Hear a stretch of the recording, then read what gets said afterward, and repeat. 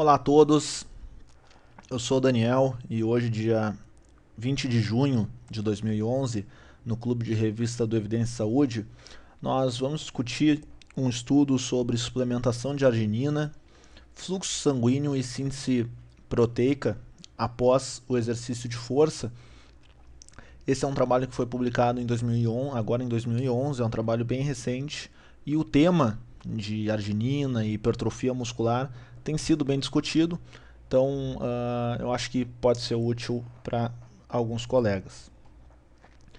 O racional fisiológico que existe por trás da L-arginina para um aumento de síntese proteica é de que a L-arginina, um aumento em L-arginina promoveria um aumento de óxido nítrico, uma vez que a L-arginina é precursora do óxido nítrico, e o óxido nítrico, por sua vez, tem um efeito conhecido de relaxamento das paredes arteriais, então relaxando as artérias, se aumenta o calibre delas, se aumenta o fluxo sanguíneo.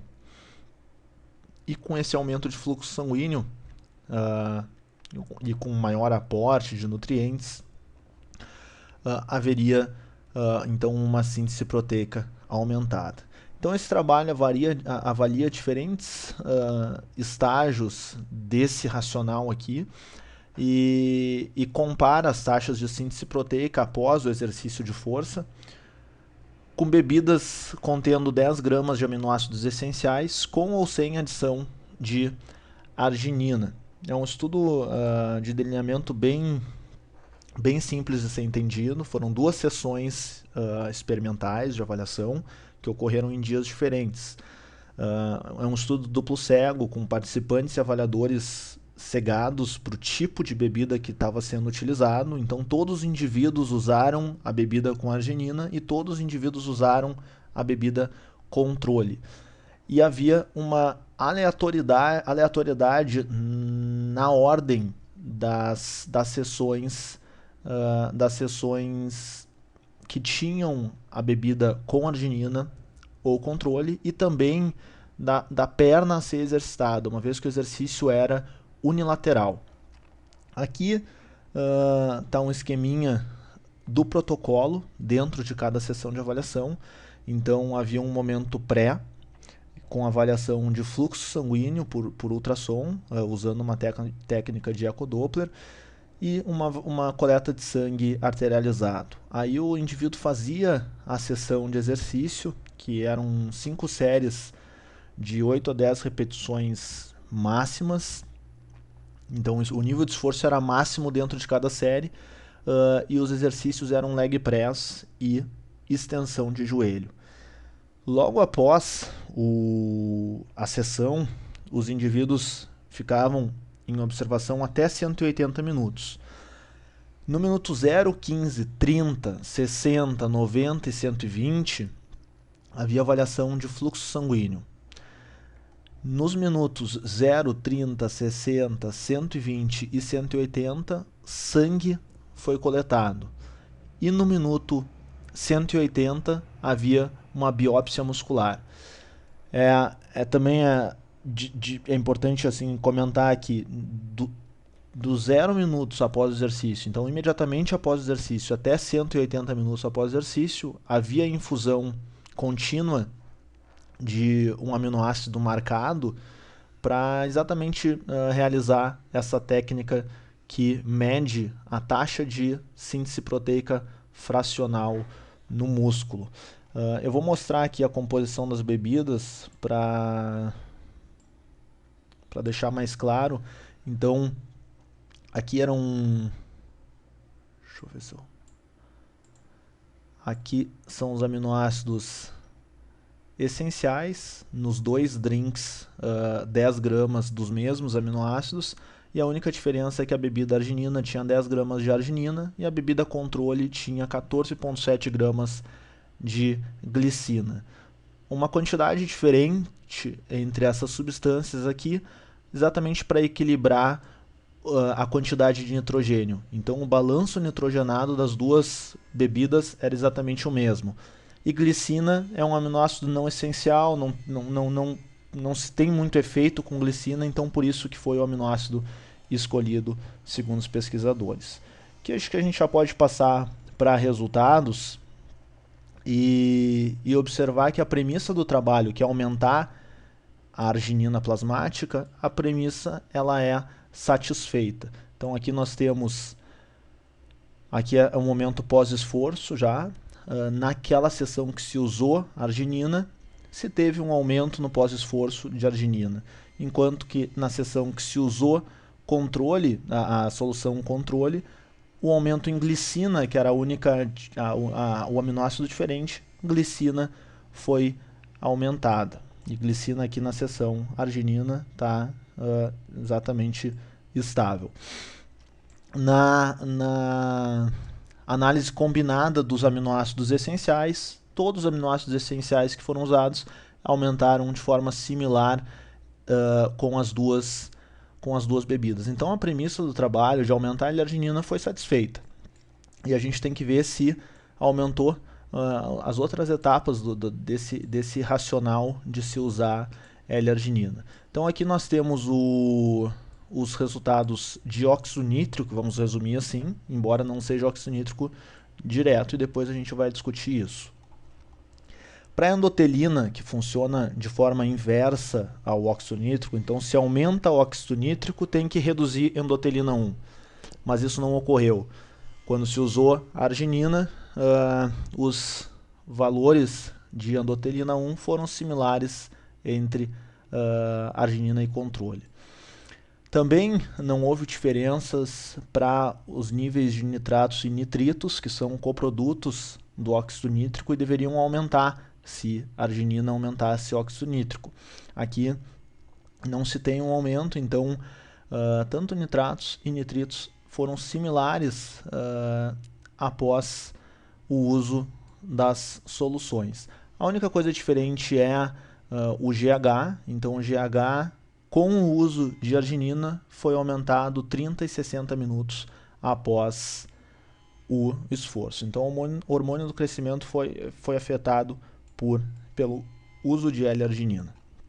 E agora a gente parte para o fluxo sanguíneo, que seria o responsável por levar então mais nutrientes e promover a síntese proteica aumentada.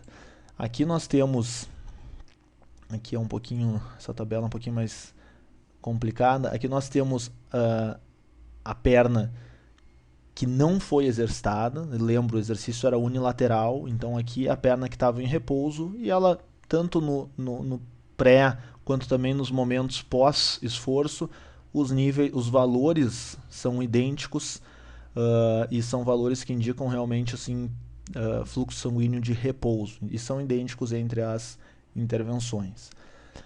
Para a perna que foi exercitada, as duas bebidas promoveram aumentos somente na verdade o exercício promoveu um aumento no fluxo sanguíneo. Só se tem um aumento de fluxo sanguíneo imediatamente após o esforço, claramente isso aqui é um efeito residual da contração muscular, e a partir dos 15 minutos já não há diferença entre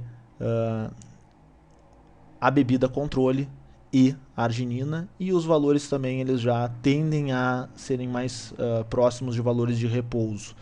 Então, aqui, a arginina talvez aumentando o fluxo sanguíneo, aqui não se tem o efeito pensado ou argumentado pelo uso de arginina. E o mesmo ocorre para o balanço de aminoácidos. Então aqui nós temos o aminoácido marcado em duas localizações assim, moleculares diferentes.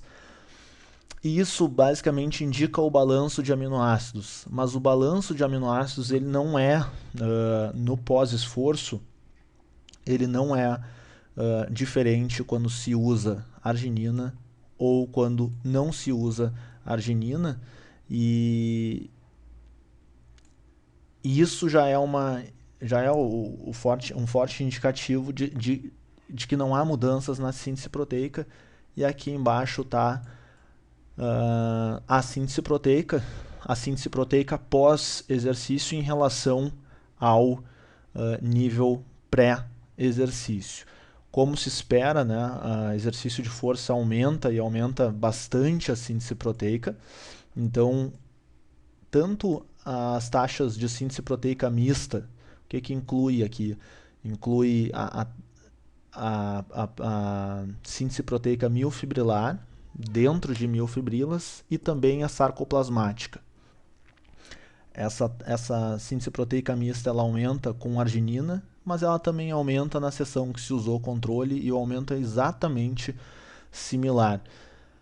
O mesmo ocorre para uma taxa de síntese proteica mais específica e restrita à miofibrila das fibras musculares, e o aumento em arginina e o aumento pós-exercício quando se usa o controle é também similar. Então, isso, sumarizando esse trabalho, eu vou chamar aqui uns resultados, mostra que apesar de um aumento, o trabalho mostra que apesar de um aumento na arginina plasmática, esse aumento foi na ordem de 4 vezes, a partir do uso de arginina exógena, a partir da suplementação, o efeito é similar a só usar aminoácidos essenciais sem arginina. Então, não houve efeito aumentado sobre o fluxo sanguíneo, sobre coprodutos do óxido nítrico, nem sobre síntese proteica. Alguns comentários desse trabalho, na minha opinião, assim, algumas coisas que devem ser levadas em conta é que o balanço nitrogenado entre as bebidas é um fator importante. Eu acho que em termos de similaridade e comparabilidade das bebidas, esse balanço nitrogenado que foi feito, ele é um aspecto muito positivo. Além disso, o estudo foi cegado tanto para participantes quanto para avaliadores, o que é super importante também em trabalhos com medicamentos ou suplementação. Em relação a esse aumento de óxido nítrico, é importante ressaltar que o óxido nítrico ele foi medido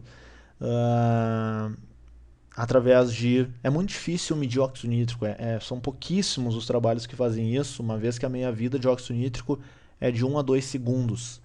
Então se avalia muito assim, a função ou coprodutos. No caso aqui foram avaliados coprodutos sanguíneos, eu iria optar por avaliar a função endotelial, então se avaliaria a vasodilatação diretamente. Claro que o fluxo sanguíneo que não foi aumentado indica isso, e o fluxo sanguíneo, a avaliação com ecodoppler é muito apropriada. Mas eu ainda, se eu quisesse testar mesmo o mecanismo de vasodilatação, eu usaria com o mesmo ultrassom, daria para fazer uma avaliação de função endotelial, talvez associada aos coprodutos. Deve-se ressaltar que é um estudo transversal, então os efeitos crônicos do uso de L-arginina eles não são respondidos de forma conclusiva por esse trabalho. E também alguém pode comentar, não é o meu caso, eu só coloquei aqui como uma elucubração mesmo, mas que o timing de ingesta, então a arginina foi ingerida imediatamente após o exercício. Alguém poderia argumentar o seguinte, não, se ingere antes do exercício, e daí se aumenta o fluxo sanguíneo durante o exercício, com isso se tem um desempenho melhor, e esse desempenho melhor geraria maior síntese proteica. Eu, honestamente, não acredito nesse tipo de pensamento, mas assim como eu não acredito ainda em L-arginina, nada que não possa ser mudado se as evidências mostrarem alguma coisa mais conclusiva com o uso crônico, mas até agora, na minha interpretação, a L-arginina não serve para aumentar hipertrofia muscular. Fica aberta para discussão aqui esse estudo, eu acho que é um trabalho legal, assim, tem aplicabilidade prática e tem sido bem discutido. Um grande abraço a todos os amigos e uma ótima semana.